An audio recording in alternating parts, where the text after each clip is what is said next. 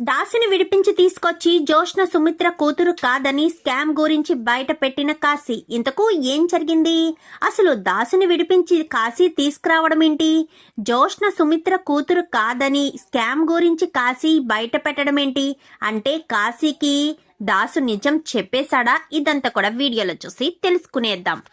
రాబోయే ఎపిసోడ్స్లో కార్తీక దీపం సీరియల్లో ఏం జరగబోతుందో ముందుగా తెలుసుకోవాలి అనుకుంటే వీడియోని లైక్ చేసి ఛానల్ని సబ్స్క్రైబ్ చేసుకోండి.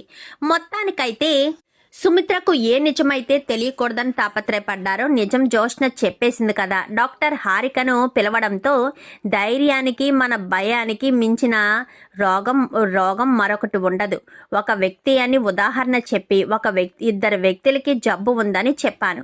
చెప్తే ఒక వ్యక్తి భయంతో ముందే చనిపోయాడు. మరొక వ్యక్తి తను బ్రతకగలను, ఈరోజు కాకపోతే రేపైనా నాకు చావు వస్తుంది కదా, ఎప్పటికొస్తే అప్పటికే వస్తుందిలే అని ధీమాగా ఉండడం వల్ల అతను 6 సంవత్సరాలు బ్రతికేడంటూ ఉదాహరణ చెప్పి, అయినా వాళ్ళకు ఆప్షన్ లేదు, మీకు ఆప్షన్ ఉంది, మీరు బ్రతికే అవకాశం ఉంది, మీ ట్రీట్మెంట్ ఉంది, మీకు ట్రీట్మెంట్కి మందు ఏంటో తెలుసా? మీ కూతురు ద్వారా బోన్ మ్యారో ఆపరేషన్ చేస్తే మీరు 100కు 100 ఏళ్ళు బ్రతుకుతారు అని చెప్పి డాక్టర్ హారిక చెప్పడంతో అప్పటి వరకు ధైర్యంగా లేని సుమిత్ర అప్పుడు ధైర్యాన్ని పుంజుకుంటుంది.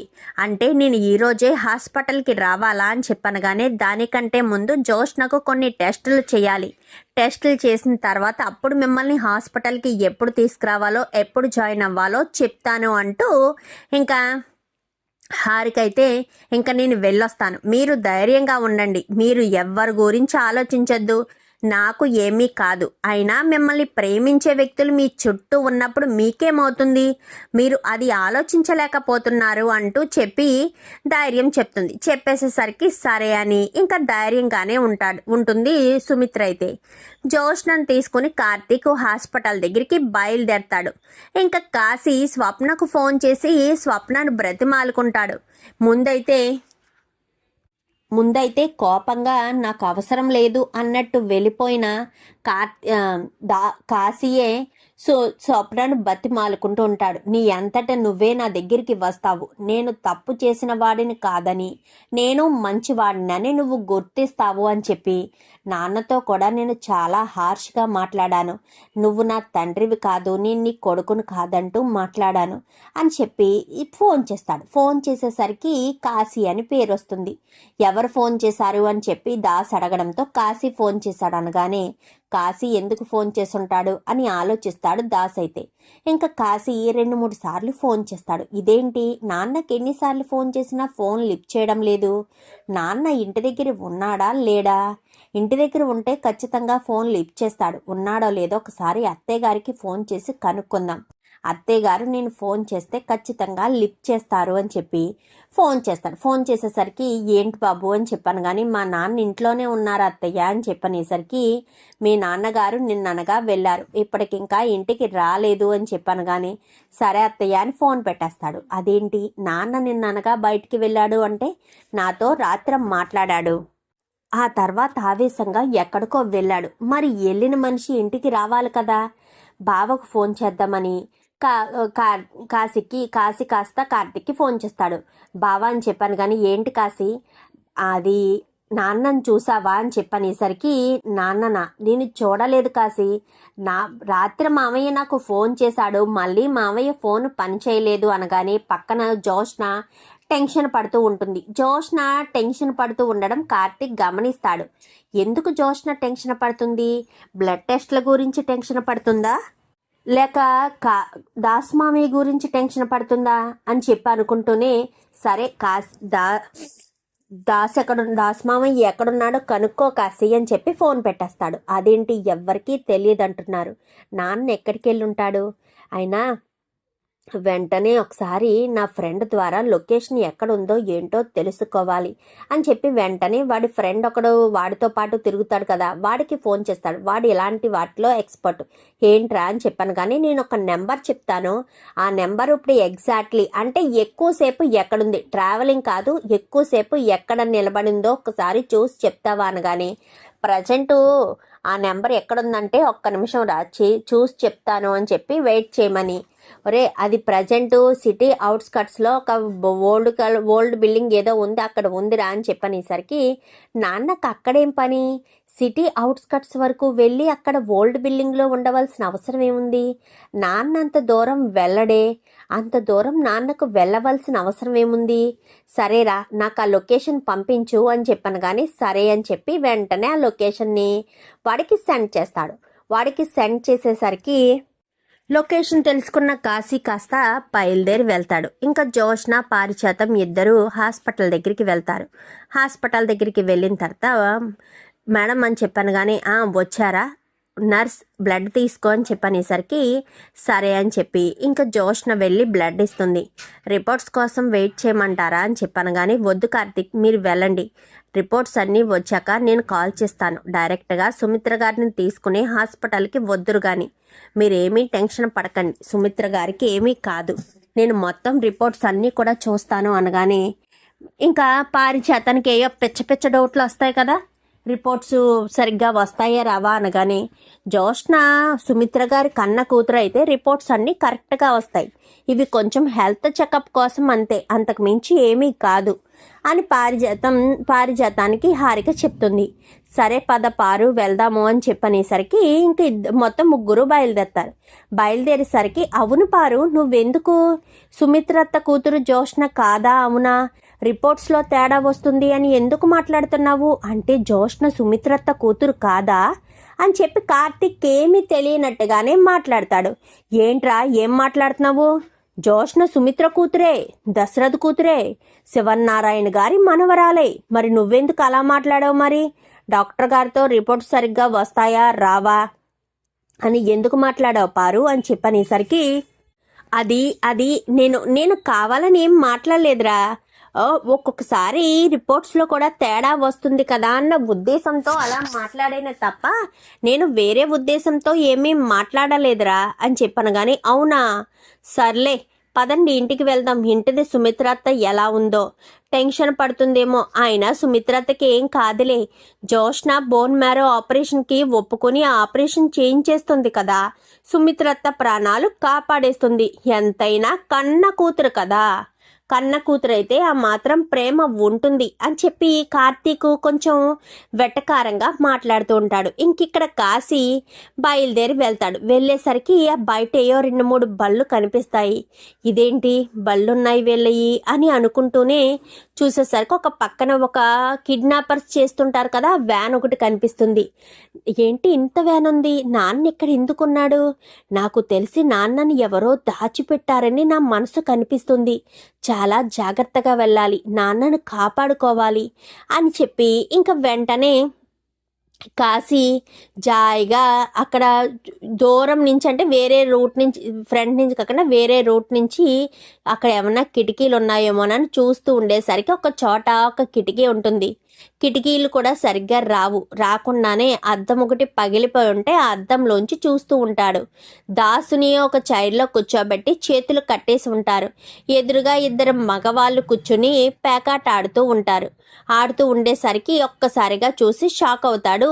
ఇంకా కాశీ అయితే అంటే నాన్నను కిడ్నాప్ చేశారా, నాన్నని ఎందుకు కిడ్నాప్ చేశారు, కిడ్నాప్ చేయాల్సిన అవసరం ఏముంది, సరే ఇప్పుడు నాన్నని నేను కాపాడుకోవాలంటే ఏదో ఒకటి చెయ్యాలి, అవును బండిలో స్ప్రే ఉంది కదా, స్ప్రే తీసుకొద్దాము, ఎప్పుడో ఒకసారి స్వప్న ఏదైనా అవసరానికి ఉపయోగపడుతుంది బండిలో పెట్టింది, ఆ స్ప్రే తెచ్చుకుంటే బెటర్ అని గబగబా వెళ్ళి స్ప్రే తెచ్చుకుని జోబిలోకి పెట్టుకుని ఎంట్రన్స్ నుంచే వెళ్తాడు. ఎంట్రన్స్ నుంచే వెళ్ళేసరికి ఎవడ్రా నువ్వు అని చెప్పాను. కానీ కాశీ నువ్వు వచ్చావా అని చెప్పాను. కానీ అవును నాన్న, నీకేం కాదు, నేను క్షేమంగా విడిపించే బాధ్యత నాది, నువ్వెవడవరా, ఈయన గారి తండ్రి కొడుకువా, నిన్ను ఖచ్చితంగా బంధిస్తాము అని వాళ్ళు ముందుకు వచ్చేసరికి వాళ్ళ దగ్గర ఉన్న స్ప్రేని కాస్త వాళ్ళ మొహాల మీద కొట్టడంతో వాళ్ళు మంట అనుకుంటూ అక్కడి నుంచి వెళ్ళిపోతారు. అంటే వీటిని గుద్దుకుని పడిపోతారు. గబగబా కాశీ కాస్త దాసు కట్లు విప్పేసి బయటికి తీసుకొచ్చేసి బండి మీద బయటికి తీసుకొచ్చేస్తాడు.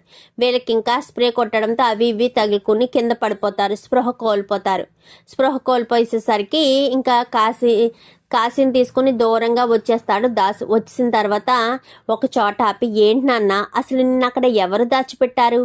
నిన్ను దాచిపెట్టవలసిన అవసరం ఎవరికుంది నాన్న అని చెప్పనగానే జోష్న, ఏంటి నాన్న ఏం మాట్లాడుతున్నావు?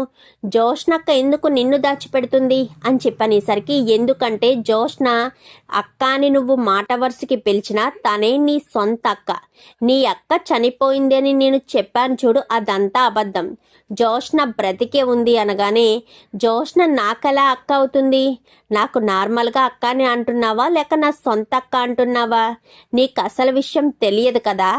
మీ మీ నానమ్మ, ఏంటి నాన్న ఏం మాట్లాడుతున్నావు? జోష్నక్క నా అక్క అంటే చనిపోయిందని చెప్పావు కదా, చనిపోయిందని చెప్పిన అక్కే ఈ అక్క. మరి జోష్నక్క పెద్దనాన్న వాళ్ళ ఇంట్లో ఎందుకుంది? అదంతా మీ నానమ్మ చేసిన పనిరా. మీ నానమ్మే బిడ్డల్ని మార్చేసింది. నిజానికి ఆ ఇంటి వారసురాలు ఎవరో చెప్పనా? దీప. నువ్వు ఎంతగానో అభిమానించే ఆరాధించే దీపే ఆ ఇంటి అసలైన వారసురాలు. జోష్న నీ సొంత అక్క. ఆ ఇంటి వారసురాలుగా మీ నానమ్మ చేసిన పనికి అక్కడ ఉంటుంది అని చెప్పి మాట్లాడేసరికి ఒక్కసారిగా షాక్ అయిపోతాడు. జోష్న నువ్వు అనుకున్నంత మంచిదైతే కాదురా కాశీ, అది నీకు అర్థం కావట్లేదు. ఇంతకు ముందు నువ్వు ఒకసారి జైల్లో ఇలాగే ఇరుక్కున్నప్పుడు నేను జోష్నకు ఫోన్ చేసి అడిగితే జోష్న నాకు సహాయం చెయ్యకపోగా ఎవ్వరికీ చెప్పొద్దు అని చెప్పింది. అలా చెప్పిందే గాని జోష్న సహాయం చేయలేదు. మీ మామయ్య గారే నిన్ను విడిపించారు. మీ మామయ్య గారిని నువ్వు జోష్న చెప్పిందని చెప్పి అలా చేశావు. నువ్వు బాగుండాలనే కదా మీ మామయ్య అలా చేశారు. నీకు పని నేర్పించాలనే కదా ఆ రకంగా నిన్ను గద్దిచ్చారు. దాన్ని నువ్వు తప్పుగా అర్థం చేసుకుని మీ మామయ్య మీద కక్ష తీర్చుకున్నావు. జోష్న నీకు జాబ్ ఇప్పించింది, అది ఇప్పించింది అని ఓ తెగ సంతోషపడుతున్నావు. జోష్న ఏం చేసినా స్వార్థానికే చేస్తుంది. ఇంతకు ముందు నాకు ఓసారి తలకు దెబ్బ తగిలింది గుర్తుందా? ఆ దెబ్బ తగలడానికి కారణం ఎవరో తెలుసా? జోష్నే నా ప్రాణాలు తీయాలని చూసింది. ఎందుకంటే నేనే దీప ఇంటి అసలైన వారసురాలన్న విషయం నేనెక్కడ బయట పెట్టేస్తానేమోనన్న భయంతోనే జోష్న కావాలనే ఎలా చేసింది అంటూ మొత్తం విషయం అంతా కూడా కాశీకి చెప్పేస్తాడు. చెప్పేసేసరికి నమ్మబుద్ధి కావడం లేదు నాన్న అని చెప్పనగానే, నువ్వు నమ్మినా నమ్మకపోయినా అదే నిజం. ఎందుకంటే జోష్నే ఆ ఇంటి వారసురాలు కాదు, దీప ఇంటి వారసురాలన్న విషయం తెలుసు కాబట్టి ఆ నిజం ఎక్కడ బయటికి వస్తుందో అన్న భయంతోనే జోష్న ఆ రకంగా చేసింది. ఈరోజు నన్ను అక్కడ బంధించింది ఎవరు అని అడిగావు. జోష్న అని చెప్పాను. జోష్న ఎందుకని చెప్పానంటే, నేను ఆ ఇంటికి వెళ్ళి నిజం చెప్పేద్దాము, నిన్ను సొంత తమ్ముడని కూడా నిన్ను చూడకుండా నిన్ను పోలీస్ స్టేషన్లో పడేటట్టుగా చేసింది అన్న ఉద్దేశంతో జోష్న మీద కోపంతోనే నిజం చెప్పేద్దామని వెళ్ళాను. నేను అక్కడికి వెళ్ళేసరికి జోష్న అక్కడ ఉండి మన మాటలు విన్నదంట. వినడంతోటే నా వెనకాల ఫాలో అవుతూ వచ్చి నన్ను స్ప్రే కొట్టి బంధించేసింది అంటూ చెప్పేసేసరికి ఒక్కసారిగా షాక్ అయిపోతాడు కాశీ. అంటే కావాలనే జోష్నక్క నన్ను ఇరికించిందా అని చెప్పాను. కానీ అవును, జోష్న నిన్ను కావాలని ఇరికించింది. ప్రతి క్షణం ఎదుటి వాళ్ళ గురించి ఆలోచించదు, తన గురించి తనే ఆలోచించుకుంటుంది. అంత స్వార్థపరురాలు మీ అక్క. మరి మీ అక్క గురించి నిజం చెప్పాలి కదా. మీ సుమిత్ర పెద్దమ్మ ప్రాణాలు కాపాడాలి అంటే బోన్ మ్యారో ఆపరేషన్ చేయాలంట. ఆ ఆపరేషన్ సొంత కూతురు వల్ల అంటే కన్న బిడ్డ వల్లే జరుగుతుంది. ఆ కన్న బిడ్డ ఎవరు? సుమిత్ర వదిన కన్నబిడ్డ దీప వల్లే జరగాలి. కానీ ఆ నిజం నేను ఎక్కడ బయట పెడతానో అన్న భయంతో జోష్న నన్ను ఇక్కడ బంధించింది. జోష్నకు తెలియని నిజం ఏంటంటే కార్తీక్కి దీపకు కూడా ఈ నిజం తెలుసు. పదనాన్న అయితే ఈ నిజం చెప్దాము అనగానే, ఖచ్చితంగా చెప్పాలరా, బావకు చెప్దామా అనగానే, వద్దొద్దు, కార్తీక్కి చెప్తే కార్తీక్ చెప్పనివ్వడు. ఆ జోష్న ఆగడాలు ఇంకా ఎక్కువైపోతాయి. దేవత లాంటి వదిన ప్రాణాలు తీయడానికి కూడా వెనకాడదా జోష్న ఎంత స్వార్థపర్రాలంటే జోష్న గురించి ఎంత చెప్పినా తక్కువే అని చెప్పి దీపం మీద ఎన్నోసార్లు హత్యా ప్రయత్నాలు చేసింది అనగానే, అర్థమవుతుంది నాన్న, నాకు ఇప్పుడు అంతా అర్థమవుతుంది. జోష్నక్క మంచిది అని నేను ఎంతగానో నమ్మాను. నా కంటికున్న పొరలు ఇప్పుడు తొలగిపోయాయి. ఇప్పుడు జోష్నక్క ఎలాంటిదో నాకు క్లియర్గా తెలుస్తుంది అని చెప్పి ఇంకా కాశీ ఇటు దాసు ఇద్దరు కూడా ఇంటికి వచ్చేస్తారు. ఇంటికి వచ్చేసరికి దాసు ఇంటికి వచ్చేసరికి కార్తీక్ వాళ్ళు ఇంకా ఇంటికి రారు. వదిన అని చెప్పి గబగబా వస్తాడు. దాసు ఎక్కడికి వెళ్ళిపోయావు దాసు, ఏమైపోయావు అనగానే, కాశీ నన్ను క్షమించండి, నేను తప్పు చేశాను, నేను ఎంత పెద్ద తప్పు చేశానో నాకు ఇప్పుడంతా అర్థమైంది, నేను మీకు ఒక నిజం చెప్పడానికి వచ్చాను అనగానే, నువ్వే నిజం చెప్పాలనుకుంటున్నావురా అని చెప్పనేసరికి, ఒక్క నిమిషం వాడు చెప్పేది వినండి సార్, నిజానికి ఆ రోజు నేను అలా చేయడానికి కారణం జోష్నక్కే కావాలని అలా చేయమని చెప్పింది, లేదంటే నేను మా మామయ్య మీద తప్పుడు ఎలిగేషన్ చేసేవాడిని కాదు. జోష్నక్క వైరాతో చేతులు కలిపి ఇదంతా చేసింది. ఎందుకు చేసింది అని మీరు అనుకోవచ్చు. జోష్నకేం అవసరమని మీరు నన్ను అడగొచ్చు. అవసరమేంటో చెప్తాను. ఎందుకంటే జోష్నక్క సీఈఓగా ఉన్నప్పుడు చాలా ఫ్రాడ్ చేసింది. మీకు చూపించిన ఆ 3 కోట్లు విషయమే కాకుండా చాలా పెద్ద స్కామ్స్ చేసింది. కంపెనీ అంత దివాలా తీయడానికి కారణం లాభాలు లేక కాదు, ఫండ్స్ లేక. ఫండ్స్ మొత్తం జోష్నక్క తన పర్సనల్ అకౌంట్కి మొత్తం ట్రాన్స్ఫర్ చేసేసుకుంది. అవన్నీ కూడా మా మామయ్య గారు గ్యాదర్ చేసి ఒక ఫైల్లో పెట్టి భద్రపరిచారు. నేను జోష్నక్క నన్ను అవమానించి మాట్లాడేసరికి నువ్వు పెద్ద స్కామ్లో ఇరుక్కోబోతున్నావు అన్న విషయాన్ని జోష్నక్క ముందు నేను చెప్పేశాను. అలా చెప్పడం వల్ల జోష్నక్క ఏదో రకంగా మా మామయ్య గారిని సీఈఓ పదవి నుంచి దించకపోతే తను ఎక్కడ తప్పు చేసిన దానిలా ఇంట్లోంచి మీరంతా బయటకు గెంటేస్తారేమోనన్న ఉద్దేశంతోనే జోష్నక్క నన్ను ఇలా ప్లాన్ చేసి మా మామయ్యని జైల్లో పెట్టించింది. కానీ కార్తిక్ బావ వైరా ఇదంతా నేను చేయించామన్న విషయం తెలుసుకుని బయట పెట్టాడు. వైరా జోష్నక్క పేరుని బయట పెట్టినా మీరెవరూ నమ్మలేదు. కానీ దానికి సంబంధించిన ప్రతి ఆధారం, జోష్నక్క ఎంత పెద్ద ఫ్రాడ్ చేసిందనేది ప్రతి ఆధారం అంతా కూడా నా దగ్గర ఉంది. అంతా మామయ్య గారు ఫైల్స్లో పెన్ డ్రైవ్లో పెట్టి జాగ్రత్తగా మామయ్య గారి దగ్గరే ఉంది అనేసరికి దశరథ వెంటనే శ్రీధర్కి ఫోన్ చెయ్యి, కాశీ చెప్పేది నిజమో అబద్ధమో ఇప్పుడే తేలిపోవాలి అనగానే సరేనని శ్రీధర్కి ఫోన్ చేయడంతో, బావా నీ దగ్గర జోష్నకు సంబంధించిన ఫైల్స్ ఉన్నాయంట కదా, తీసుకురా అని చెప్పనేసరికి ఇప్పుడెందుకు బావా అనగానే, తీసుకురా బావా అని చెప్పి దశరథ్ చెప్తాడు. దశరథ్ చెప్పడంతో వీళ్ళు హాస్పిటల్ కదా దూరంగా ఉండేసరికి శ్రీధర్ ఇల్లు పక్కనే ఉండడంతో కార్తిక్కి ఫోన్ చేస్తాడు. ఫోన్ చేసినా కానీ కార్తిక్ ఫోను హాస్పిటల్కి వెళ్ళినప్పుడు సైలెంట్లో పెట్టేస్తాడు. కానీ అది మళ్ళీ రింగింగ్లో పెట్టడం మర్చిపోతాడు. సైలెంట్లోనే మోగుతుంది కానీ ఫోన్ లిఫ్ట్ చేయకపోవడంతో ఇంకా ఇంటికి వచ్చేస్తాడు. ఇంటికి వచ్చి ఫైల్స్ అన్నీ కూడా శివనారాయణ దశరథుల చేతిలో పెట్టి చూడమంటూ ఉన్న సమయంలో అప్పుడు ఇంటికి వస్తారు. ఇంటికి రావడంతో ఇదంతా జోష్నక్క ఎందుకు చేసిందో తెలుసా తాతయ్య గారు? ఎందుకంటే జోష్నక్క ఇంటి వారసురాలు కాదు కాబట్టి. ఏ రోజుకైనా నిజం బయటపడితే తనకంటూ ఒక స్థానం ఉండాలి, తనకంటూ కొంచెం డబ్బు ఉండాలి అన్న ఉద్దేశంతోనే తన పేర్ల మీద వేరే కంపెనీలో షేర్స్ కొనడం అవన్నీ చేసింది జోష్నక్క. అందుకే కంపెనీ అకౌంట్లోంచి అంతంత అమౌంట్ తన పర్సనల్ అకౌంట్కి ట్రాన్స్ఫర్ చేసుకుంది. జోష్నక్క చేయమంటేనే మా మామయ్య గారిని ఇరికించాను.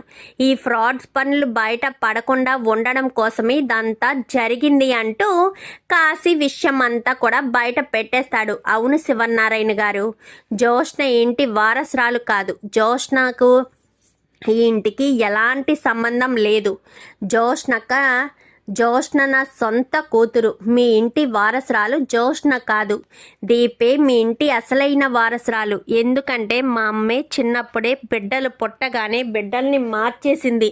అలా మార్చిన బిడ్డల్లో ఒక బిడ్డ దీప అయితే మరొక బిడ్డ జోష్న. దీప ఉండవలసిన స్థానంలో జోష్నను పెట్టి జోష్నని ఇంటి వారసురాల్ని చేసి దీపను నడి రోడ్డు మీద వదిలేసింది. నిజానికి ప్రాణాలు తీయడాన్ని ట్రై చేసింది. కానీ తీసుకువెళ్ళిన వాడు బిడ్డ ప్రాణాలు తీయడం ఇష్టం లేక ఒక చోట వదిలేయడంతో అదే దీపకు ఆయుష్ అయ్యింది. మరొక వ్యక్తి ఆ బిడ్డను తీసుకెళ్లి కన్న బిడ్డలా చూసుకున్నాడు. ఆ బిడ్డే దీప అని చెప్పి మొత్తం విషయం అంతా కూడా అర్థమయ్యేటట్టుగా చెప్పేసేసరికి ఈలోపు డాక్టర్ హారిక కార్తిక్కి ఫోన్ చేస్తే కార్తిక్ ఫోన్ లిఫ్ట్ చేయట్లేదని దశరథకి ఫోన్ చేస్తుంది. ఫోన్ చేసేసరికి దశరథ్ గారు అనగానే చెప్పండి డాక్టర్ అని చెప్పనేసరికి జోష్న మీ బిడ్డ కాదండి, సుమిత్ర గారికి జోష్నకు అసలు ఏమీ మ్యాచ్ కావడం లేదు, వాళ్ళిద్దరికీ అసలు ఎలాంటి రక్త సంబంధం లేదు, రక్త సంబంధం ఉంటే ఖచ్చితంగా మ్యాచ్ అయ్యేది, వాళ్ళిద్దరికి అసలు రక్త సంబంధమే లేదు అని చెప్పి మాట్లాడేసరికి సరే డాక్టర్ అని చెప్పాను. కానీ నాన్న జోష్న మన ఇంటి వారసురాలు కాదు నాన్న, ఇప్పటి వరకు దాసు చెప్పింది నిజమే, జోష్న మన ఇంటి వారసురాలు కాదు అని చెప్పి మాట్లాడేసరికి ఏంట్రా ఏం మాట్లాడుతున్నావు అనగానే అవును నాన్న, ఇన్ని రోజులు మనకు ఆ నిజం తెలియకుండా బాగానే జాగ్రత్త పడ్డారు, అసలు నిజం ఇప్పుడు అర్థమైంది నాన్న, జోష్న ఇంటి వారసురాలు కాదు కాబట్టే జోష్న ఎక్కడ దొరికిపోతుందో. ఇంకా అంతా విన్న తర్వాత ఈ డాక్టర్ కూడా చెప్పింది కదా, చెప్పిన తర్వాత శివనారాయణకి చెప్పడంతో ఒక్కసారిగా షాక్ అయిపోతాడు. ఏంట్రా ఇది అని చెప్పనగానే అవును అవును శివనారాయణ గారు, ఇదంతా చేసింది మా అమ్మే బిడ్డల్ని మార్చేసింది, ఈ బిడ్డలు మారడానికి కారణం మా అమ్మ చేసిన కుట్రే, కానీ ఈ విషయం నేను అప్పుడే బయట పెట్టొచ్చు, పసిబిడ్డగా ఉన్న దాన్ని మా అమ్మ ఏదైనా చేస్తుంది అన్న ధైర్యం నాకు సరిపోక నేను ఏమీ చెప్పలేకపోయాను. తర్వాత నేను ఇక్కడికి వచ్చినప్పటి నుంచి ఇంటి వారసురాలు ఎవరు, ఎక్కడ పెరిగింది, ఎక్కడ ఉంది అని ఆ రోజు రాత్రి ఇంటి వారసురాల్ని తీసుకెళ్తున్న వ్యక్తి సహాయంతో వ్యక్తి బొమ్మను ఫోటో కింద గీసి ఆ వ్యక్తి ఎక్కడున్నాడో ఏంటి మొత్తం ఎంక్వైరీ చేశాను. చివరికి ఆ వ్యక్తి చనిపోయాడని, ఆ వ్యక్తి తీసుకొచ్చిన బిడ్డే దీప అన్న విషయం అనసూయ ద్వారా తెలుసుకున్నాను. ఆ రోజు పట్నం నుంచి తీసుకొచ్చిన బిడ్డే దీప అన్న విషయం తెలుసుకున్న నేను ఈ ఇంటి వారసురాలు దీపే అన్న విషయం కార్తీక్కి చెప్పాను. కార్తీక్కి చెప్తే కార్తీక్ దీపకు చెప్పాడు. కానీ ఎన్ని సంవత్సరాలుగా జోష్న మీద సుమిత్ర వదిన పెంచుకున్న ప్రేమ అంతా కూడా ఒక్కసారిగా తన కూతురు కాదు అన్న విషయం తెలిస్తే సుమిత్ర వదినకు తట్టుకోలేదు అన్న ఉద్దేశంతోనే కార్తీక్ వాళ్ళు చెప్పడానికి సంశయించారు. ఇప్పటి వరకు ఆ నిజాన్ని చెప్పలేదు. ఇప్పుడు వదినకు వచ్చిన ఈ ప్రాబ్లం వల్ల నిజం బయట పడింది. ఇలా నిజం బయట పడడం వల్లే ఇప్పటికి ఈ విషయం బయటకి వచ్చింది అంటూ ఇంకా దాసు చెప్పడంతో ఒక్కసారిగా జోష్న పారిజాతం షాక్ అయిపోతారు అని చెప్పనేసరికి ఇంత స్కామ్ చేసింది జోష్నే మామయ్య గారు అంటూ శ్రీధర్ కూడా చెప్తాడు. చెప్పడంతో ఫైల్స్ అన్నీ కూడా చెక్ చేసి ఒక్కసారిగా ఇంకా అందరూ కూడా చూసి షాక్ అవుతారు. అంటే జోష్న కావాలని ఇదంతా స్కామ్ చేసిందన్నమాట. తను ఇంటి వారసురాలు కాదన్న విషయం ఎప్పటికైనా బయటికి వస్తుంది కాబట్టి, అలా బయటికి వస్తే తను ఇరుక్కుంటుంది కాబట్టి తను అలా ఇరుక్కోకూడదు అన్న ఉద్దేశంతోనే ఈ రకంగా చేసిందని అంతా కూడా అర్థం చేసుకుంటారు. ఇంకా అలా అర్థం చేసుకున్న వాళ్ళు కాస్త ఏం చేయాలో అర్థం కాక ఇంకా సుమిత్ర కళ్ళు తిరిగి పడిపోవడంతో వెంటనే ఇంకా డాక్టర్ గారికి ఫోన్ చేస్తే ఈ హాస్పిటల్కి తీసుకురమ్మనేసరికి జోష్న పారిజాతంతో ఎవ్వరూ ఏమీ మాట్లాడకుండా ఇంకా వీళ్ళందరూ కూడా హాస్పిటల్కి వెళ్ళిపోతారు దీపం తీసుకుని. అదేంటి జోష్న రాలేదు అనగానే జోష్నది మ్యాచ్ అవ్వలేదు అని చెప్పారు కదా డాక్టర్ అని చెప్పాను. కానీ మరి సుమిత్ర గారిని కాపాడగలిగే తన కూతురు ఎవరు అనేసరికి దీపే సుమిత్ర గారి అసలైన కూతురు అని చెప్పాను. కానీ ఏంటి కార్తీక్ ఏం మాట్లాడుతున్నారు, మీరు నమ్మినా నమ్మకపోయినా అదే నిజం, నేను చెప్తున్నాను కదా, మీరు వెళ్ళి టెస్టులు చేయండి, మీకు కూడా ఫుల్ క్లారిటీ వస్తుంది అనేసరికి టెస్టులు చేయడంతో అవును 100% మ్యాచ్ అయ్యింది, తినే సుమిత్ర గారి అసలైన కూతురు దీప అంటూ చెప్పేసరికి ఒక్కసారిగా షాక్ అయిపోతారు. నిజంగా దాసు చెప్పింది నిజమే, పారిజాతం బిడ్డల్ని మార్చేసింది అన్న విషయం క్లారిటీ వస్తుంది అందరికీ కూడా. చూద్దాం మరి రాబోయే ఎపిసోడ్స్లో ఇలాగే నిజం బయట పడాలని, కాశీ మంచిగా మారి జోష్న చేసిన కుట్రలు బయట పెట్టి దాసుని కాపాడాలని మీరు కూడా కోరుకుంటే వీడియో నచ్చితే లైక్ చేసి ఛానల్ని సబ్స్క్రైబ్ చేసుకోండి. పక్కనే ఉన్న బెల్ సింబల్లో ఆల్ పై క్లిక్ చేయండి. Thank you for